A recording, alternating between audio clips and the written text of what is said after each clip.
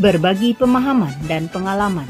Tugas 1.4A9 Aksi Nyata Modul 1.4 Budaya Positif oleh Yulia Fitri SPDMP, Guru SMA Negeri 2 Bukit Tinggi, merupakan calon guru penggerak Angkatan 9 Kota Bukit Tinggi, di bawah bimbingan fasilitator Ibu Suryati dan pengajar praktik Ibu Rina Agustina. Hadirin yang terhormat, sekarang kita masuk pada kegiatan inti, yaitu kegiatan berbagi pemahaman dan pengalaman budaya positif oleh Ibu Yulia Fitri SPDMP, Guru SMA Negeri 2 Bukit Tinggi, calon guru penggerak Angkatan 9 Kota Bukit Tinggi. Kepada Ibu Yulia Fitri, disilakan.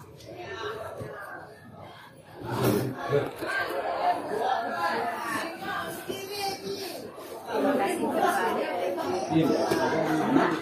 Assalamualaikum warahmatullahi wabarakatuh. Waalaikumsalam warahmatullahi wabarakatuh. Selamat siang, sore, izinkan pada kesempatan kali ini saya berbagi pemahaman dan pengalaman tentang budaya positif. Ada sebenarnya 6 ini konsep budaya positif, namun setelah dikembangkan itu ada 7, di mana di situ ada perubahan paradigma, disiplin positif, nilai-nilai kebajikan, kebutuhan dasar manusia, motivasi perilaku manusia, posisi kontrol guru, keyakinan kelas, dan segitiga restitusi. Pembelajaran dengan paradigma baru merupakan pembelajaran yang dirancang berdasarkan prinsip berdiferensiasi. Para peserta didik belajar sesuai dengan kebutuhannya berdasarkan tahap perkembangan sesuai dengan teori psikologi modern untuk mewujudkan profil pelajar Pancasila. Di mana profil pelajar Pancasila yang seperti kita ketahui ada 6 poin, yaitu yang pertama adalah berakhlak mulia, ini beriman bertakwa kepada Tuhan Yang Maha Esa dan berakhlak mulia. Kemudian kreatif, gotong royong, berkebinekaan global, bernalar kritis, dan mandiri.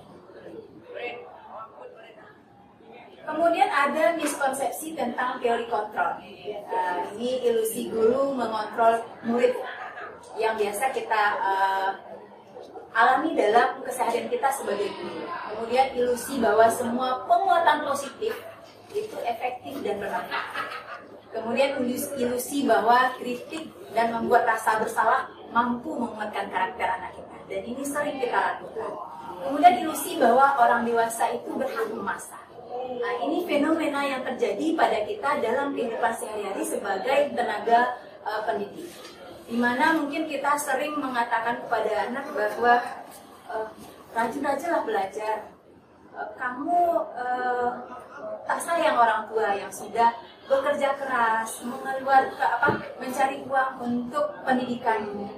Kemudian kita juga kadang-kadang melakukan seperti ini. Kalau nggak dibuat tugas itu, maka kamu nggak akan dapat nilai. Nah, kita cenderung melakukan semacam pemaksaan. Kemudian penguatan positif. Kita menyangka bahwa penguatan positif yang kita berikan itu menguatkan anak. Inilah miskonsepsi tentang teori kontrol yang selama ini mungkin sebagian kita masih melakukannya. Dan saya yakin ada dari kita yang sudah move on dari hal yang seperti ini. Kemudian di sini kita harus mengubah paradigma stimulus respon ke teori kontrol. Kalau di stimulus respon, realitas atau kebutuhan itu sama. Jadi kita menganggap bahwa kebutuhan anak itu sama, sehingga kita melakukan pembelajaran yang sama kepada anak didik kita. Padahal mereka bahkan kita itu berbeda. Kemudian semua orang melihat hal yang sama. Setiap orang memiliki gambaran yang berbeda padahal. Mungkin bisa kita renungkan pada diri kita masing-masing, apakah itu yang stimulus respon atau di teori kontrol kita berada, dibawakan kepada diri kita sendiri. Kemudian kita mencoba mengubah orang agar berpandangan sama dengan kita. Kita sering berpendapat bahwa ketika seseorang tidak sama pandangannya dengan kita, maka kita menganggap orang itu adalah berbuat kesalahan. Sebenarnya adalah kita harus berusaha memahami pandangan orang lain tentang dunia. Karena setiap orang memiliki pemahaman yang berbeda terhadap sesuatu hal yang sama yang dipandang. Kemudian perilaku buruk dilihat sebagai suatu kesalahan. Ini kita sering barangkali menganggap, susah, salah semuanya anak jadinya. Padahal setiap anak, bahkan perilaku yang buruk pun dilakukan oleh seseorang, itu kadang memiliki tujuan. Nah, ini yang harus kita perhatikan.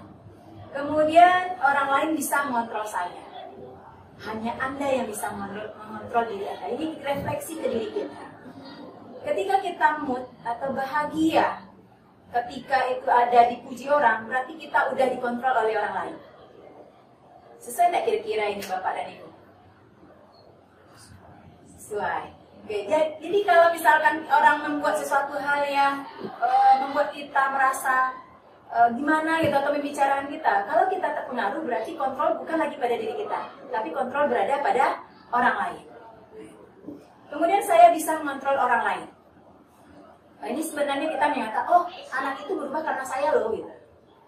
Padahal sebenarnya adalah dia itu berusaha berubah karena dia mengizinkan kita untuk merubah dirinya. Anda tidak bisa mengontrol orang lain. Ini sebenarnya kita hanya bisa memberikan pandangan kepada orang lain, tapi kita sejujurnya itu tidak bisa merubah dia. Terus kenapa dia berubah karena ucapan kita? Karena mereka mengizinkan apa yang kita katakan itu dilakukan oleh dirinya. Kemudian pemaksaan ada pada saat bujukan gagal. Nah, ini sering kita lakukan. Ini bahkan saya pun sering melakukan ketika dibujuk-bujuk, bahkan kalau kayak anak pribadi gitu. Ketika dibujuk-bujuk nggak mau ya, dipaksa lagi. Ya. Ini kita harus move on ke kolaborasi dan konsensus menciptakan pilihan-pilihan baru. Jadi mungkin kita mengadakan diskusi dengan anak kita sehingga kita mendapatkan sesuatu hal yang sesuai oleh anak kita dan sesuai pula oleh kita. Kemudian model berpikir menang kalah. Kemudian model berpikir menang-menang. Ini memang luar biasa, kita harus bertransformasi dari menang kalah ke menang-menang. Ini mengatakannya mudah, tapi untuk aplikasinya ini butuh kekuatan, butuh proses. Seperti itu. Kemudian kita mengenai sebenarnya disiplin positif itu apa sih gitu ya? Disiplin berasal dari kata disiplina, yang artinya belajar. Disiplin mengacu pada disiplin diri yang memiliki tanggung jawab terhadap apa yang dilakukannya berdasarkan nilai-nilai yang diyakini. Jadi ada di sini yang perlu kita pahami adalah berdasarkan nilai-nilai yang diyakini. Jadi harus ada dulu hal yang kita yakini. Kemudian, disiplin positif merupakan salah satu cara penerapan disiplin yang bertujuan untuk menemukan kesadaran serta memberdayakan peserta didik tanpa imbalan, penghargaan atau reward, ancaman atau hukuman. Ternyata kalau kita lihat di sini nih, disiplin positif itu sebenarnya tidak berharap tidak adanya imbalan. Artinya kalau dapet ibu adi bulu-bulu cie, mungkin seperti itu kalau di awal. Tapi bagaimana kalau di akhir? Nah, itu nanti akan kita bedakan. Kemudian sebagai pendidik, tujuan kita adalah menciptakan peserta didik yang memiliki disiplin diri sehingga mereka berperilaku mengacu kepada nilai-nilai kebajikan universal dan memiliki motivasi intrinsik dan perubahan perilaku ke arah yang lebih baik. Terus nilai-nilai kebajikan itu seperti apa sih? Nilai-nilai kebajikan adalah sifat-sifat positif manusia yang merupakan tujuan mulia yang ingin dicapai oleh setiap individu. Nilai yang disebut dengan nilai-nilai kebajikan.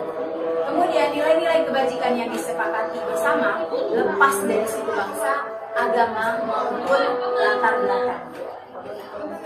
Contoh nilai kebajikan institusi atau organisasi. Jadi nilai-nilai kebajikan ini umumnya ada di setiap institusi. Kemudian yang pertama ini di kita pendidikan sekarang ini, ya ketika kurikulum merdeka sudah dilaksanakan, yaitu nilainya adalah profil belajar Pancasila. Beriman bertakwa kepada Tuhan Yang Maha Esa dan berakhlak mulia, mandiri, bernilai kritis, berkebinekaan global, gotong royong dan kreatif. Contoh institusi lain adalah IPO, Primary Years Program. Di sini nilai keyakinan yaitu toleransi, rasa hormat, integritas, mandiri, menghargai, antusias, empati, keingintahuan, kreativitas, salah satu contoh dari nilai kebajikan institusi lainnya yaitu 9 pilar karakter Indonesian Heritage Foundation atau IHF. Di sini nilai kebajikannya adalah cinta Tuhan dan segenap ciptaannya. Kemudian kemandirian dan tanggung jawab, kejujuran atau amanah, diplomatis, hormat dan santun, dermawan, suka menolong dan gotong royong, percaya diri, kreatif dan bekerja keras. Kemudian ada kebutuhan dasar manusia. Apa itu kebutuhan dasar manusia? Segala sesuatu yang kita lakukan untuk mendapatkan apa yang kita inginkan. Seluruh tindakan yang kita lakukan memiliki tujuan tertentu, dan semua usaha terbaik yang kita lakukan adalah dalam rangka agar kebutuhan dasar kita terpenuhi dengan baik. Ini tidak hanya pada murid, tapi pada kita sebagai guru pun memiliki kebutuhan dasar. Mari kita pahami masing-masing dari kebutuhan dasar manusia. Ini ada 5 kebutuhan dasar manusia. Yang pertama itu adalah kita ambil dulu yang tengahnya. Karena kalau yang tengah ya, survival. Ketika survival ini sudah kita dapatkan, maka kita akan membutuhkan yang lain. Survival di sini adalah kebutuhan untuk bertahan. Orang tidak akan memikirkan yang lain kalau dia belum bisa bertahan untuk hidup. Jadi inilah yang utama dari kebutuhan manusia. Bahkan kita pun barangkali memilih berbagai macam profesi itu juga untuk mampu bertahan hidup. Kemudian yang kedua yaitu belonging, yaitu cinta kasih, ingin diperhatikan, ingin dicintai, gitu ya. Terlihat dari gambar hati yang menggambarkan itu. Dan kita yakin setiap kita ingin dicintai. Mudah-mudahan kita adalah orang-orang yang mampu mencintai dan insya Allah juga orang-orang yang dicintai. Amin, amin ya rabbal alamin. Kemudian kebutuhan berikutnya adalah power, kekuatan. Bahkan kita barangkali mungkin ada keinginan untuk memperlihatkan kekuatan kita ini. Kemudian ada lagi adalah berikutnya adalah freedom, yaitu kebebasan. Karena manusia itu cenderung untuk bebas, itu tidak terkekang. Dan mungkin barangkali ada hal-hal yang akan membuat freedom ini bisa terkendali. Tapi intinya setiap manusia membutuhkan kebebasan. Dan begitu juga dengan peserta didik. Fun, kesenangan. Benar ya Bapak dan Ibu, kita butuh kesenangan. Iya. Karena kalau kita tidak melakukan dengan senang, maka kita akan berada di bawah tekanan dan tidak menikmati setiap proses kehidupan yang kita lalui.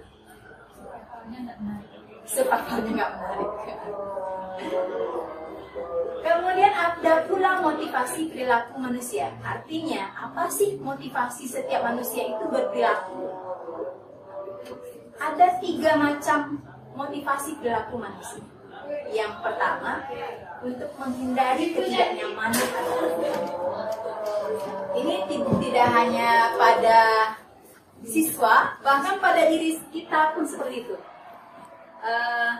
Saya pun pernah dan sering ini berada di dalam hal ini, menghindari ketidaknyamanan. Jadi daripada tidak nyaman ya kita lebih baik diam gitu ya. Supaya kita nyaman kita angguk-angguk saja. Ini fenomena yang sering terjadi. Kemudian motivasi kedua adalah untuk mendapat imbalan atau penghargaan dari orang lain. Ya, tidak hanya murid kita pun melakukan hal yang sama. Dan kedua motivasi ini adalah motivasi ekstrinsik.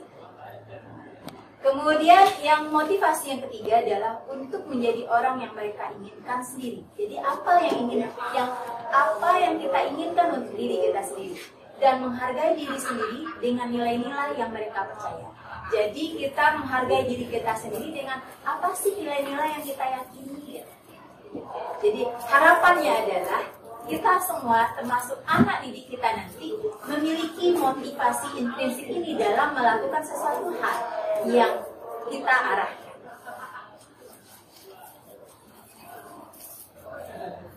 Kemudian lanjut ke 5 posisi kontrol. Ini kita bahas dulu materi teorinya, nanti kita ke arah implementasi. Kemudian 5 posisi kontrol. Ini 5 posisi kontrol. Yang pertama adalah penghukum, kemudian pembuat merasa bersalah, ini sebagai teman, kemudian pemantau, kemudian sebagai manajer. Kira-kira nih, menurut Bapak dan Ibu, mana kira-kira dari 5 posisi kontrol ini sebaiknya kita pilih? Manajer. Kira-kira bisa Ibu jelaskan kenapa manajer yang kita pilih?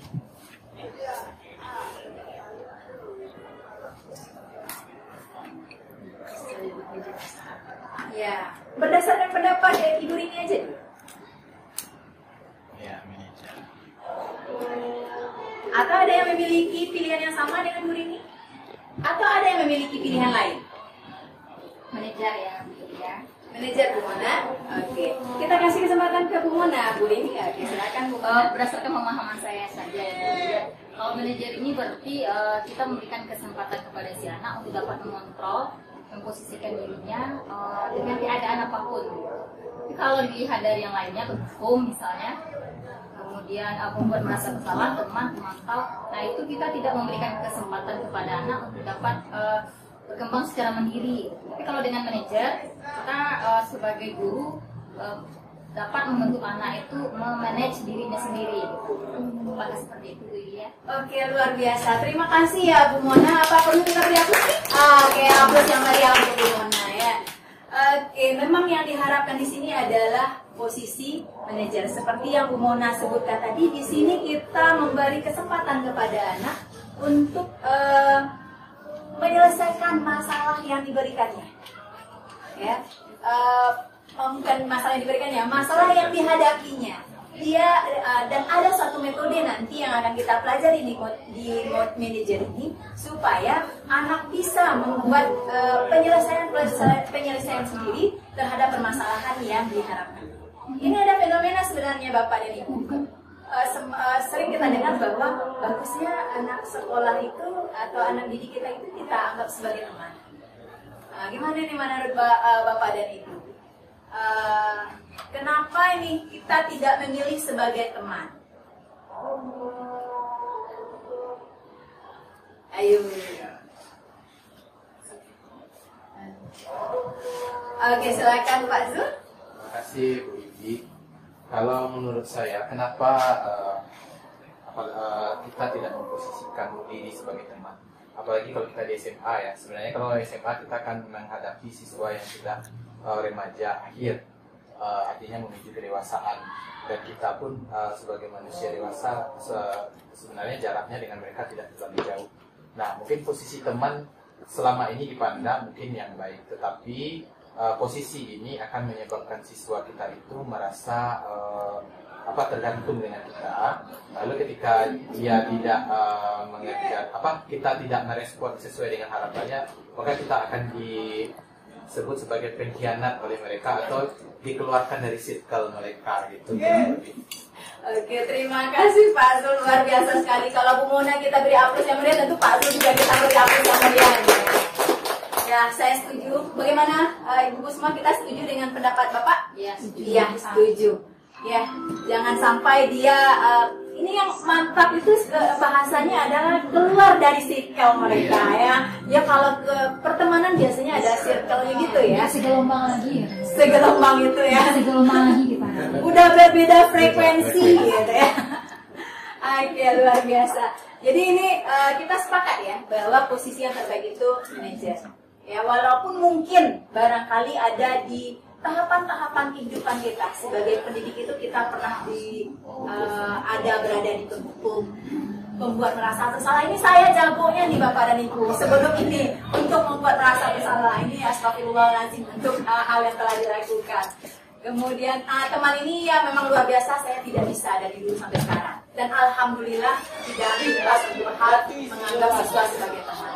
Kemudian pemantau, dan pemantau ini sebenarnya memang harus kita laksanakan juga ya Bapak dan Ibu, karena ada timingnya. Kita memang harus melakukan pemantauan terhadap apa yang dilakukan oleh peserta didik. Jadi mungkin bagusnya adalah combine atau kombinasi dari manajer.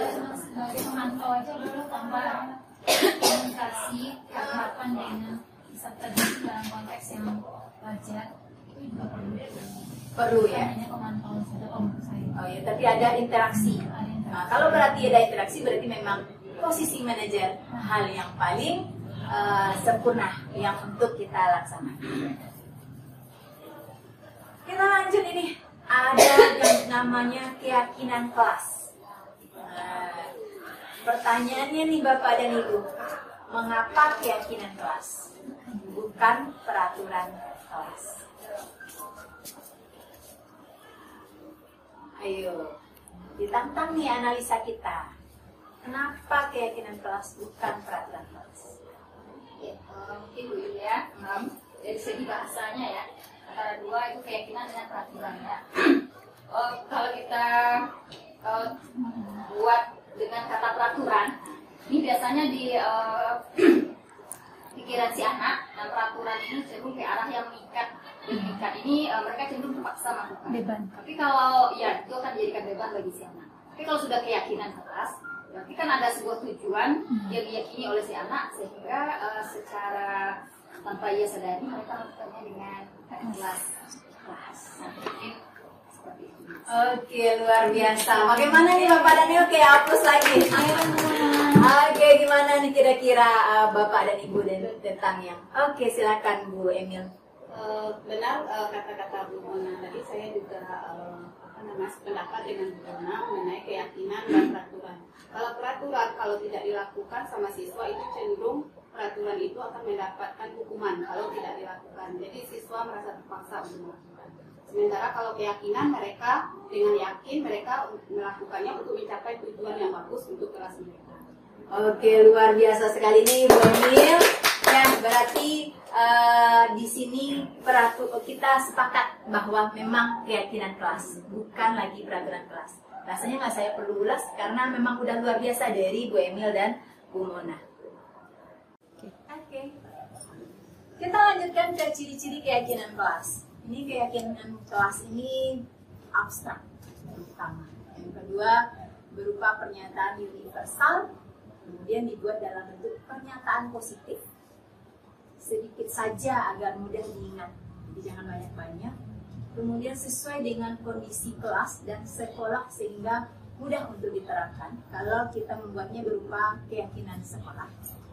Kemudian semua warga kelas dilibatkan saat membuat keyakinan kelas. Jadi kalau kita membuat keyakinan sekolah, maka harapannya adalah semua warga sekolah dilibatkan. Ini pembentukan kelas yang telah saya lakukan. Ini luar biasanya dari sekian banyak kelas, satu kelas ini nggak punya kesepakatan kelas. Namun akhirnya saya buat dengan pembentukan keyakinan kelas yang memenuhi standar ideal. Mudah-mudahan ideal ya Bapak dan Ibu. Ini yang pertama adalah di sini adanya curah pendapat murid. Jadi saya berikan pengantar kepada mereka kira-kira keyakinan kelas seperti bukan keyakinan dari awal saya disebutkan, tetapi adalah kesepakatan. Kesepakatan kelas apa yang Ananda harapkan dari kelas ini ya? Sama dengan kontrak kelas. Boleh kontrak belajar. Kalau kita menamakannya dulu kontrak belajar, tetapi ketika udah dari dua arah. Ketika udah dari hati, dia berubah menjadi kesepakatan sebelum bermetamorfosis menjadi keyakinan kelas. Jadi saya minta anak-anak itu membuatkan apa yang mereka inginkan, namun tetap saya beri tanda pendahuluan kepada mereka bahwa yang positif yang kamu harapkan dari kegiatan di kelas. Dengarkan hati nuranimu, lebih ke hati nurani, karena tak orang hati nurani itu nggak pernah bohong. Jadi yang pertama saya beri kesempatan untuk curah pendapat dari mereka tentang keyakinan kelas yang mereka inginkan. Mereka buat di kertas stick note ya kalau namanya di kita. Kemudian setelah mereka buat, mereka tempel pada kertas plano yang setelah saya sediakan. Kemudian dari kertas plano itu kita analisa satu persatu. Dari 36 siswa, akhirnya muncul kesepakatan itu adalah 13 buah kesepakatan. Di sini, mohon maaf.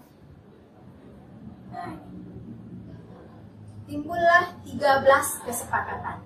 Ini yang masih warna biru. Nah, ini kalau ini warna dasarnya adalah biru, mudah-mudahan masih terlihat biru. Keyakinan kelasnya itu ada 13 dan masih sesuai dengan kata-kata yang mereka gunakan, yaitu tidak boleh, gitu ya, jangan, gitu ya. Kemudian setelah kesepakatan kelas yang 13 ini disimpulkan dari 35 keinginan dari siswa itu, selanjutnya kan dipindahkan kesepakatan kelas itu kepada keyakinan kelas. Karena keyakinan itu lebih ke hal-hal yang bersifat universal. Nah, seperti itu. Jadi sebelum dipindahkan ke sana, dirubah dulu yang kata-katanya pakai tidak boleh, diganti dulu dengan kata-kata yang bermakna positif. Nah, seperti kata-kata dilarang buang sampah, kan ada seperti itu ya. Sebenarnya itu kata-kata yang sebenarnya harus kita hindari. Kan? Ya, kadang-kadang hilang tidaknya. Tinggal boleh buang sampah. Mungkin kalimatnya adalah membuang sampah pada tempatnya. Seperti itu. Jadi pengalihan kalimat-kalimat yang negatif kepada kalimat-kalimat yang positif. Kemudian setelah kita seleksi, setelah kita perhatikan tidak ada lagi kata-kata yang kalimat yang negatif, maka kita pindahkan dia ke keyakinan kelas. Jadi dari 13 itu mereka dapatkan 9 keyakinan kelas. Setelah mereka meyakini bahwa keyakinan kelas itu merupakan tidak ada lagi yang tertinggal dari kesepakatan kelasnya, maka mereka setujui dengan mereka bubuhkan tanda tangan di kertas keyakinan kelas yang telah disepakati. Kemudian supaya keyakinan kelas itu bisa diterapkan, anak-anak tidak ngambang dalam melakukan pengimplementasian, maka kita gali perilaku yang mencerminkan keyakinan kelas tersebut. Ini ada 2 tabel yang saya gunakan di sini, yaitu tabel T dan tabel Y. Di tabel T itu kita lihat inginnya seperti apa, gitu. Dan kita tidak ingin melihat anak itu seperti apa. Jadi jadilah dia tampak seperti, jadi T itu tampak seperti dan tidak tampak seperti. Jadi ini tidak tampak seperti ini adalah hal-hal yang kita harapkan tidak dilakukan oleh mereka. Kita buatkan keyakinan kelas mereka, kemudian mereka yang membuatkan apa saja sih perilaku yang tidak boleh muncul dari keyakinan kelas tersebut. Di sini mereka sebutkan telat, tidak mengerjakan tugas, melanggar peraturan untuk kedisiplinan.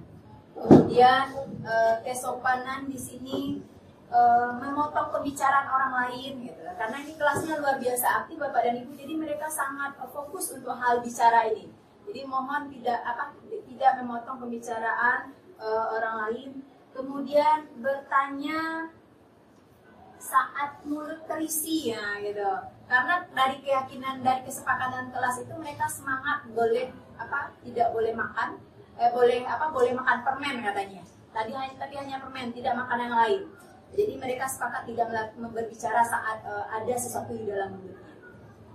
Kemudian memotong pembicaraan orang lain. Nah, ini juga tidak mereka izinkan. Dan yang di tabel tidak tampak itu mereka juga yang mengeluarkannya. Jadi mereka sudah bisa mengartikan apa sih yang tuntutan yang tidak boleh dari kesepakatan kelas yang mereka sepakati. Kemudian lanjut ke tabel Y. Ini terdengarnya seperti apa sih yang enak tentang keyakinan kelas tersebut. Jadi kata-kata yang mereka keluarkan ketika mereka mengimplementasikan keyakinan kelasnya di dalam kegiatan. tugas saya sudah selesai, izin bertanya Bu, gitu.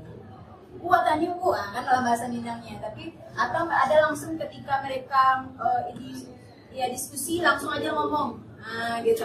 Jadi mereka mengatakan di sini adanya kalimat izin bertanya Bu, kemudian izin menjawab, izin menambahkan, nah keluarlah izin-izin semua. Kemudian ya izin. Kemudian keyakinan kelas itu kita ingin terlihatnya seperti apa gitu. Dan mereka juga yang mengatakan, walaupun ini saya yang menuliskan, tetapi datangnya dari mereka. Kalau disiplin itu terlihatnya datang tepat waktu Bu katanya. Nah jadi itu memang dari mereka, karena udah digali dari awal dan itu memang dari mereka. Kemudian mereka masih bersemangat nih, tugas selesai tepat waktu Bu. Nah, karena saya sering ngajak mereka tersenyum, mungkin saya nggak berani menyatakan itu karena saya. Kenapa? Karena kalau mereka tidak mengizinkan itu ada, mereka tidak akan ngomong itu.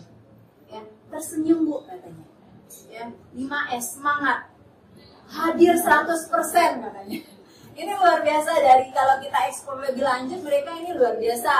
Barangkali mungkin nggak cukup satu kertas plano untuk mengintegrasikan terlihatnya seperti apa keyakinan-keyakinan keras yang mereka buat. Kemudian berperilakunya seperti apa sih? Langsung sopan santun Bu katanya. Langsung aja mereka responnya cepat. Karena kan biasanya kalau kita bertanya kepada siswa itu responnya agak nunggu dulu. Ini enggak, ketika itu datang dari mereka ternyata responnya menjadi cepat. Dan muncullah hal-hal yang seperti ini. Jujur Bu, tanggung jawab Bu. Jadi hal-hal tersebut bisa kita gali, perilaku-perilaku yang bisa mereka tampilkan untuk mencerminkan keyakinan kelas. Dan luar biasanya jika itu memang datang dari mereka, mereka akan melakukannya dengan komitmen dan biasanya ikhlas. Mudah-mudahan berpositif thinking penting ya Bapak dan Ibu. Ini sedikit testimoninya, mudah-mudahan bisa nih. Tunggu. Bersama dengan Bu Yolanda, saya merasa sangat eksiden dan saya sangat merasa senang karena di sana saya dapat mengusulkan, bisa berasumsi, bisa menyampaikan apa yang saya inginkan tentang keyakinan di kelas tersebut. Teman-teman saya juga mereka sangat senang karena mereka dapat mengatakan apa isi dalam hati mereka agar kelas yang mereka tentang tersebut menjadi lebih nyaman. Saya merasa pembuatan keyakinan tersebut sangatlah bagus untuk dilakukan oleh semua murid karena kelas tersebut adalah tempat di mana semua murid tersebut akan ya Bapak dan Ibu, dan refleksi saya sebagai guru itu kan dari peserta didik ya Bapak dan Ibu menanggapi tentang keyakinan kelas yang sudah dibentuk. Ini pembentukan keyakinan kelas itu sudah berjalan dengan baik. Ini sudah saya usahakan sesuai dengan idealnya bagaimana. Namun masih ada yang terlupa. Saya lupa. Sepertinya nilai religius itu sangat penting. Bagaimana menurut Bapak dan Ibu? Bahkan sebenarnya tadi di dalam proses pembentukan keyakinan kelas itu ada mereka yang berbeda agama. Dan itu kami membahas lama tentang sifat perilaku ketika ngambil hak orang, ngambil pena kemudian dipakai aja langsung, nggak dikembalikan orang lain. Sudah tanya-tanya nggak ada siapa yang punya. Kemudian dipakai aja lagi jadi hak miliknya. Gitu. Itu luar biasa panjang dari pembahasannya Bapak dan Ibu. Bahkan mereka ada yang dan inti kesimpulannya adalah ternyata agama yang ada di situ apapun itu sebenarnya memang tidak membolehkan. Keyakinannya itu sama. Memang semua agama itu nilai-nilai positifnya saya ambil di sini. Nilai-nilai positifnya itu sebenarnya tidak ada yang beririsan untuk yang bersifat perilaku. Mohon maaf kalau ini salah nantinya. Kemudian jadi tadi itu di keyakinan kelas mereka tidak ada nilai religius. Gitu. Jadi itu refleksi yang saya dapatkan dari keyakinan kelas yang sudah dibuat di E7 tadi. Cuma dalam proses itu saya juga miss tentang ini. Jadi makanya ini menjadi refleksi untuk kedepannya. Jadi jika murid berada pada posisi membuat keyakinan, maka upayakan keyakinan terpenting tidak terlupakan. Itu menurut saya Bapak dan Ibu terhadap ya P3. Iya, kembali ke profil pelajar Pancasila. Jadi kalau dapat semua yang ada di profil itu ada, walaupun dikembangkan, ada di dalam keyakinan kelas mereka. Kita lanjut ke segitiga restitusi. Nah, ini merupakan tahapan tindakan yang dilakukan guru untuk membawa murid menaati kesepakatan kelas yang telah disepakati dan mengakui secara sadar dan terbuka ketika melakukan kesalahan, serta merasakan kenyamanan ketika sudah berperilaku jujur. Ini umumnya yang fenomena dari peserta didik kita adalah merasa tidak nyaman ketika sudah jujur. Mungkin ini kalau dibawakan ke diri kita sendiri juga hal yang seperti itu. Kita pun ketika sudah melakukan kesalahan, kemudian disalah-salahkan, keinginan untuk jujur itu menjadi hilang, bisa jadi, ya. Hanya orang-orang yang tertentu yang memegang keyakinannya, maka jujurnya masih ada. Tapi yang diharapkan adalah bagaimana kita sudah berlaku jujur dan kita mendapatkan kenyamanan. Itulah segitiga restitusi. Ini tahapan segitiga restitusinya, yaitu yang pertama adalah menstabilkan identitas, kemudian validasi tindakan yang salah, kemudian menanyakan keyakinan. Jadi keyakinan kelas itu sangat penting untuk membuat restitusi. Apa sih itu menstabilkan identitas? Nah, ini contohnya di sini kalimatnya, baik Bapak kira apa yang kamu lakukan sebenarnya juga pernah dilakukan oleh orang lain. Nah, artinya membuat dia mulai menyamankan, menstabilkan emosional dari si murid. Kemudian Bapak juga dulu pernah tidak bersungguh-sungguh dalam belajar. Nah, ini contoh-contoh kalimat yang diungkapkan dalam menstabilkan identitas. Namun tentunya kalau tidak berbuat salah harus diperbaiki. Artinya bahwa manusia, kesalahan itu bukan suatu hal yang harus benar-benar dihindari. Tetapi kesalahan itu wajar dilakukan oleh seorang individu. Bahkan kita pun pernah berbuat salah. Kemudian dilanjutkan dengan validasi tindakan yang salah. Ini bisa memvalidkan, yang memfokuskan mana sih tindakan dari siswa itu yang salah. Apa dengan menanyakan apa alasan? Apa alasan kamu melakukan hal yang tidak baik tersebut? Kita validkan, kita tanyakan lagi kepada peserta didik kita. Adakah cara lain yang lebih efektif untuk mendapatkan atau memenuhi apa yang kamu inginkan? Kemudian kita lanjutkan dengan meyakini, menanyakan keyakinan. Ini contohnya adalah, baik kalau sudah tahu bahwa itu salah, selanjutnya ini si bapak nih ya, kalau kita si ibu tentu ibu. Selanjutnya ibu ingin tahu kenapa kamu ingin menjadi orang yang seperti itu. Apakah kamu sudah punya bayangan nanti kamu ingin menjadi seperti apa? Atau bagaimana komitmen kamu untuk mewujudkan keinginan kamu? Atau rencana apa yang akan kamu lakukan untuk memperbaiki cara belajarmu di semester genap nanti? Kalau permasalahannya adalah permasalahan pembelajarannya, yang sehingga menghasilkan pencapaian pembelajaran yang tidak diharapkan. Ini penjelasannya, menstabilkan identitas berdasarkan prinsip membuat kesalahan adalah bagian dari proses pembelajaran. Nah, ini yang sering kita kadang-kadang lupa, bahwa ternyata suatu kesalahan itu bukan satu hal yang tabu, yang tidak boleh dilakukan. Karena kadang-kadang kita belajar dari sebuah kesalahan. Nah, contohnya itu, berbuat salah itu wajar. Tidak ada manusia yang sempurna. Itu kita yakini ya Bapak dan Ibu. Kemudian tidak mau mencari siapa yang salah, tapi Bapak atau Ibu ingin mencari solusi dari permasalahan kamu. Kemudian kamu berhak merasa begitu. Nah, ini kalimat-kalimat yang bisa kita gunakan untuk menstabilkan identitas, dan ini bisa kita eksplor lebih lanjut untuk mendapatkan lebih banyak lagi kalimat-kalimat yang bisa digunakan untuk menstabilkan identitas. Kemudian validasi tindakan yang salah. Berdasarkan prinsip setiap perilaku berupaya memenuhi suatu kebutuhan tertentu. Jadi kadang-kadang anak itu melakukan sesuatu itu karena kebutuhan dasarnya tadi, yang 5 kebutuhan dasarnya tidak terpenuhi. Dan mungkin kita sering, anakku cari-cari perhatian, memang bisa jadi kebutuhan untuk diperhatikannya, butuh untuk dicintainya, untuk dianggap dia ada itu memang dibutuhkannya. Nah, ini contoh kalimatnya, kamu pasti punya alasan mengapa melakukan hal ini. Padahal kamu bisa melakukan yang lebih buruk dari ini ya. Oh, ini pertanyaan, padahal kamu bisa melakukan yang lebih buruk dari ini ya. Artinya mengatakan bahwa yang dilakukannya itu tidak buruk-buruk banget gitu lah.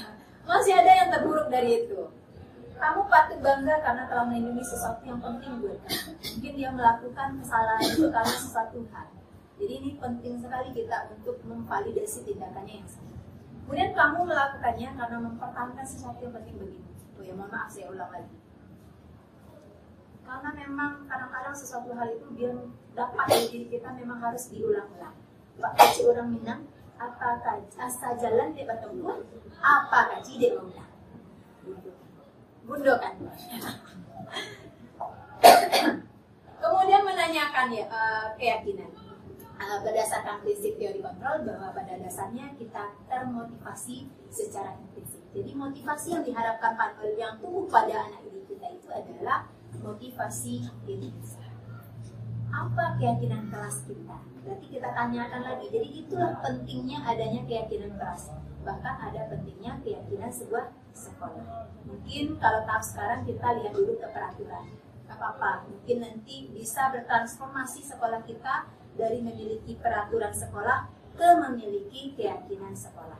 Dan semua itu tidak akan terlepas dari peran kita semuanya. Nilai-nilai apa yang telah disepakati bersama?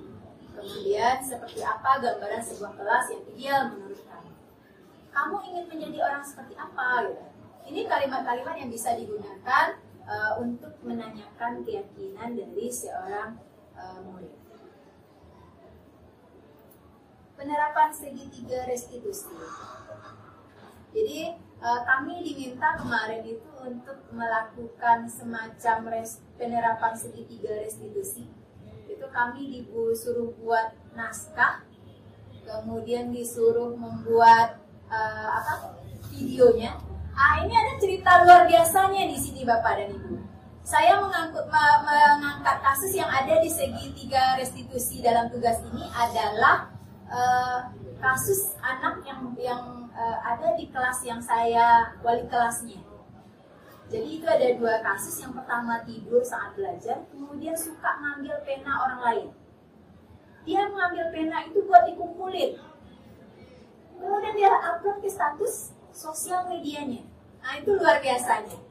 Jadi kemarin itu setelah diselesaikan. Jadi ketika mau bikin video ini saya panggil anaknya.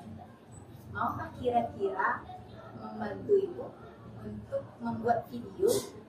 Nah, karena gini loh Bapak dan Ibu, di guru penggerak itu memang kita dibiasakan untuk menanyakan terlebih dahulu kesediaan orang yang akan kita videokan. Nah mudah-mudahan Bapak dan Ibu ini, walaupun saya terlupakan tadi, mau untuk wajahnya tampil di video saya nanti. Izin Bapak dan Ibu? Alhamdulillah. Ya, jadi anak itu menjawab, Ibu, kasus saya boleh diangkat untuk membuat itu. Intinya dia dengan panjangnya diskusi ya, yang intinya adalah dia mengizinkan saya ngambil kasus itu, tetapi dia tidak ingin menjadi pemeran utamanya karena katanya ada rasa malu telah melakukan hal tersebut. Dan alhamdulillah sampai sekarang kegiatan-kegiatan anak yang seperti itu, yang untuk anak itu, dan alhamdulillah di kelas itu yang khusus untuk mengambil pena tidak terjadi lagi. Karena waktu itu mereka menganggap satu kelas itu sebagai bahan candaan. Ini luar biasa ya Bapak Ibu, menghilangkan hak orang lain dengan cara bercanda. Dan ini menjadi PR kita semua nih, untuk menghilangkan kebiasaan-kebiasaan negatif dari peserta didik kita.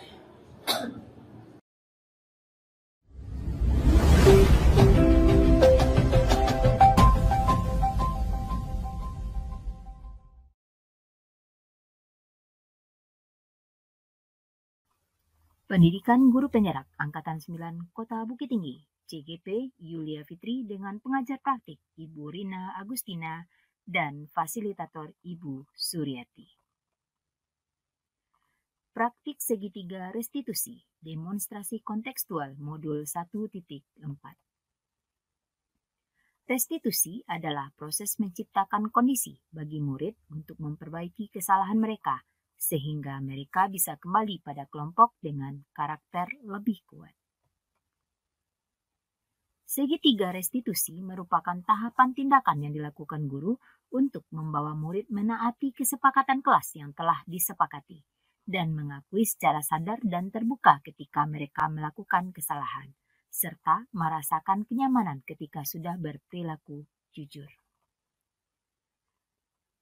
Tahapan segitiga restitusi yaitu menstabilkan identitas, kemudian validasi tindakan yang salah, dan menanyakan keyakinan.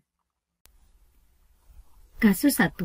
Thorik tidur saat jam pembelajaran kimia. Hal ini terjadi karena Thorik tidur larut malam karena bermain games.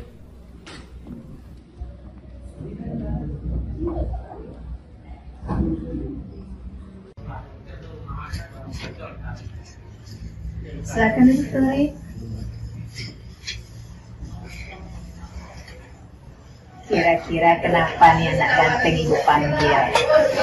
Tadi tidur. Tidur? Emang semalam tidur jam berapa? Jam 1 ya salah. Jam 1? Iya. Jam 1 malam? Iya. Pasti kalau udah jam 1 malam kita tidur pasti ngantuk ya. Iya. Ibu kalau udah tidur malam itu pasti ngantuk juga. Enaknya tidur ya? Iya. Iya. Tapi kira-kira sesuai nggak itu dengan keyakinan kelas kita? Enggak. Ayo, keyakinan kelas mana yang telah Thorik langgar? Yang kelima. Apa itu? Sopan santun. Sopan santun. Kenapa nggak sopan? Soalnya tadi tidur pas Kenapa Thorik tidurnya larut malam? tadi main game. Main games? Iya. Apa gamesnya? Mobile Legend. Oh, seru, pantas saya. Iya. Tapi karena tidak sesuai dengan keyakinan kelas, tentu kita harus memperbaiki. Kira-kira apa nih solusinya biar Thorik nggak tidur lagi saat belajar? Tadi tidur tepat waktu tuh main gamenya pas hari libur aja tuh. Oke, bisa kira-kira? Bisa. Dengan kesadaran sendiri, Iya.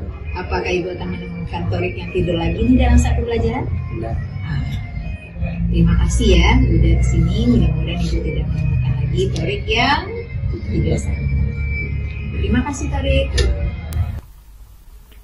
Kasus 2. Ini bercanda dengan mengambil alat tulis teman-temannya. Namun, ini lupa mengembalikan. Karena menganggap itu bercandaan, ini sampai posting foto pena dengan caption hasil buruan. Kejadian ini sontak membuat satu kelas menjadi heboh.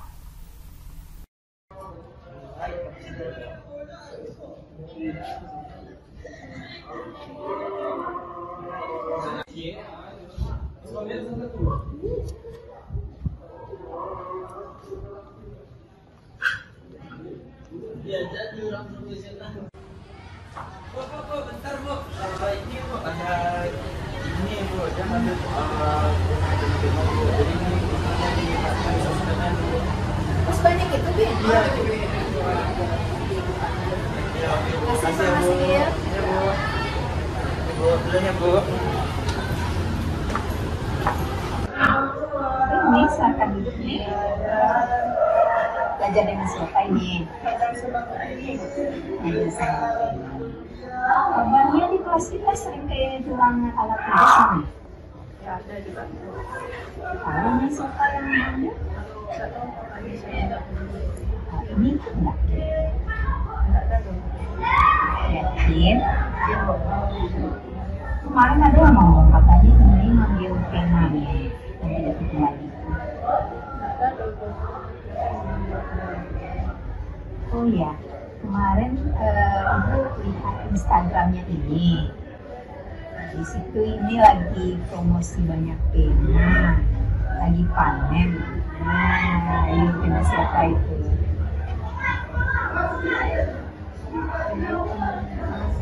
Berarti ini ada ngambil. Kira-kira ngambil punya orang yang bukan milik kita bagaimana? Sesuaikan dengan kesepakatan kelas kita. Yang bagian mana? Tanpa? Terus kenapa ini? Bercandain teman. Paham bahwa bercandain teman itu seru ya. Apalagi sampai temannya bingung. Tapi itu bagus nggak? Terus gimana sebaiknya nih mengenai pena teman-temannya? Janganlah pakai mungkin. Tahu ini siapa pemiliknya? Ada. Kapan ini balikin? Besok yang lain yang teman sudah temannya. Bagaimana menurutnya tindakan ini? Tidak berpikir soalnya mengambil anak orang hak ini bu, mengambil hak orang lain gitu. Terus, jadi ini suka bercanda? Suka bu. Kira-kira bercandanya seperti apa nih yang sesuai dengan keyakinan kelas? Dia tak mungkin tak merugikan orang lain, itu tak ada orang lain. Kalau nih mau bercanda sama teman, dia tuh harus bikin teman tuh bahagia juga kalau misalnya bercanda. Sama bahagia intinya kan gitu. Oke, luar biasa ini. Dah, ibu temui ini besok yang lebih luar biasa ya. Ya. Aman sekarang bisa dikembalikan punya temannya? Aman. Terima kasih nih. Oke, ke kelas dulu ya, Bu. Iya. Terima kasih, Bu. Dadah. Tanggapan Thorik dan ini terhadap praktik segitiga restitusi. Merasa senang dengan penyelesaian masalah tidur dengan Bu Yulia. Dari masalah saya tadi, saya bisa mengambil kesimpulan. Saya merasa nyaman dan saya merasa bahagia karena saya bisa menyelesaikan masalah saya sendiri dengan kesadaran diri sendiri. Ini kan memang di skenario ya Bapak dan Ibu. Tapi setelah kegiatan ngambil video itu saya tanya ke muridnya, andai misalkan kamu melakukan kesalahan, karena kita kan tadi sepakat ya bahwa setiap manusia itu tidak luput dari salah dan khilafnya. Terus saya bilang, tanya kepada anak, jika anak ibu misalkan melakukan suatu kesalahan, diselesaikan masalahnya seperti yang ibu skenario tadi, bagaimana kira-kira? Terus mereka memang menjawab, ibu kalau dalam bahasa Indonesianya, ya ibu kalau yang seperti ini ibu nyaman bu, dan kita bisa paham ternyata kita salah. Itu yang didapat dari mereka, itu tidak melewati yang di skenario. Itu setelah mereka lakukan skenario, saya tanya lagi pendapat mereka. Kemudian refleksi saya adalah restitusi itu sebaiknya dilakukan di lokasi yang memang hanya ada guru dan murid yang harus mengalami restitusi. Jadi memang di kondisi yang tidak ada orang lain selain kita yang ada di dalam ruangan. Ini sesuai dengan konsep BK ya Bu ini ya. Iya. Dilakukan di apa namanya Bu ini? Ruang apa namanya? Di ruang konseling. Ruang konseling ya, ruang konseling. Berarti ini kita benar-benar mempelajari ilmu pedagogik ini kalau tidak salah di kemampuan profesional kita, di kemampuan kita menjadi seorang guru. Oke Bapak dan Ibu, dalam penerapan program dalam program penerapan disiplin positif, hendaknya guru memiliki standar kepribadian profesional dan sosial yang baik, di mana guru mampu merefleksikan dirinya dalam posisi kontrol saat ini. Bagaimana perjalanan dirinya sebagai among, sebagai orang yang menentu. Ini adalah standar nasional pendidikan. Sampailah kita di ujung Bapak dan Ibu. Terima kasih luar biasa atas kehadiran Bapak dan Ibu dalam kegiatan berbagi pemahaman dan pengalaman dari budaya positif. Mungkin ada tanggapan dari Bapak dan Ibu terhadap apa yang telah dipaparkan tadi, atau kritikan barangkali, masukan. Kalau pertanyaan kita sama-sama belajar. Nah, insya Allah kalau dapat saya jawab, kalau tidak saya akan bertanya kepada yang lebih paham. Silakan. Izin menanggapi Bu Yulia. Tapi menanggapi dan juga bertanya boleh? Subhanallah. Nah, seperti yang dikatakan tadi Bu Mona, boleh jika saya pendapat menjawabnya, insya Allah dijawab. Kalau tidak, saya janjikan terlebih dahulu. Yang pertama mungkin sebelumnya saya menyampaikan terima kasih Bu Yulia atas undangan ini. Sehingga dari apa yang Bu Yulia paparkan tadi, saya sadar ternyata banyak kesalahan yang telah saya lakukan selama ini yang berkaitan dengan menghadapi anak yang mengalami masalah.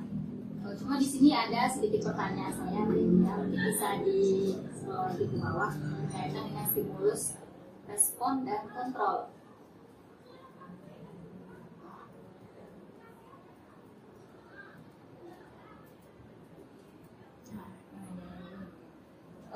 Pemahaman saya kalau salah tolong diluruskan kembali.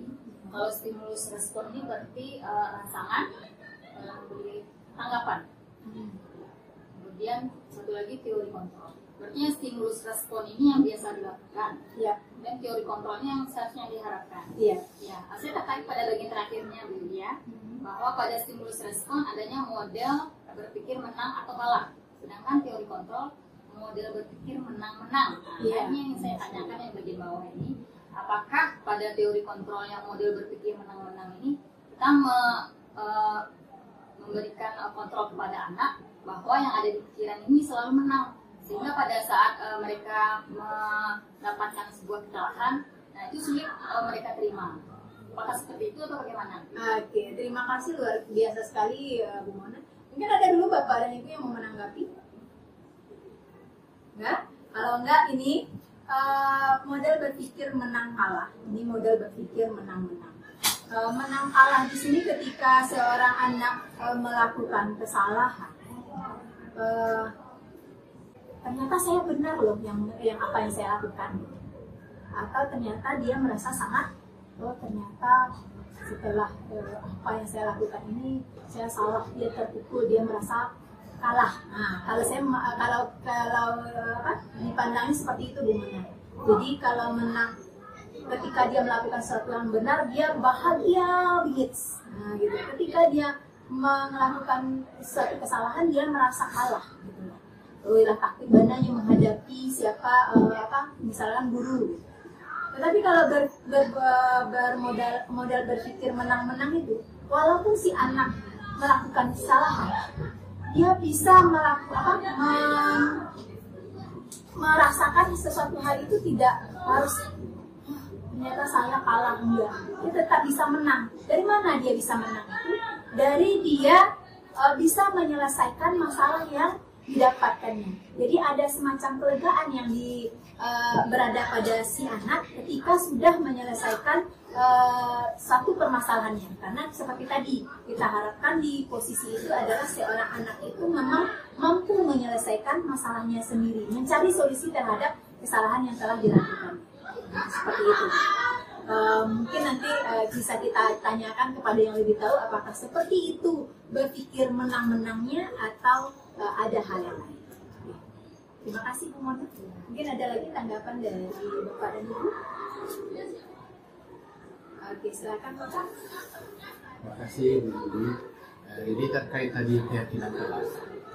Jadi kami di kelas ekonomi itu memang tidak ada bikin keyakinan kelas yang seperti itu. Tapi ada satu pembiasaan yang kami sepakati bersama terkait makan di kelas ini. Jadi kami sepakatnya gini Bu Yuli, setiap orang yang ketahuan makan di kelas tanpa diizin oleh guru, maka dia harus traktir temannya satu kelas di pertemuan berikutnya. Apakah ini termasuk keyakinan kelas atau ini hukuman atau gimana? Oke. Luar biasa sekali tanggapan dari Bapak. Apakah itu keyakinan kelas atau tidak? Kembali kepada pengertian keyakinan tadi. Keyakinan tadi adalah nilai-nilai yang dipercayai. Dan nilai-nilai itu bersifat abstrak. Itu seperti disiplin, tanggung jawab, gitu ya. Jadi kalau kita bawakan ke kasus yang Bapak hadirkan yang mengenai jika tidak makan, jika ketahuan ketahuan makan di kelas, maka harus mentraktir. Karena mereka punya prinsip ini, kalau satu orang makan semuanya harus makan, jadi harus ada berbagi dalam kelas itu. Iya. Kalau kita sebut itu keyakinan, itu bisa disebut belum Pak, karena dia keyakinan itu berupa nilai-nilai yang kita yakini, berupa abstrak, dia tidak konkret. Kalau yang Bapak Zul sebutkan tadi kan konkret, bahwa jika maka tawar makan, maka minggu depannya mentraktir. Jadi itu kegiatan tindakan yang dilakukan itu bersifat konkret ya, lawan abstrak konkret. Yang diharapkan dari keyakinan kelas itu dia bersifat abstrak, bisa mengontrol tidak hanya makan dan minum saja. Nah, seperti itu. Apakah bisa dikatakan keyakinan kelas? Belum. Tapi apakah itu bisa dikatakan kesepakatan kelas? Bisa kita masukkan ke kesepakatan kelas. Cuma harus kita ini pula apakah konsekuensinya itu cocok atau tidak. Dan itu dikembalikan lagi ke peserta didik kita.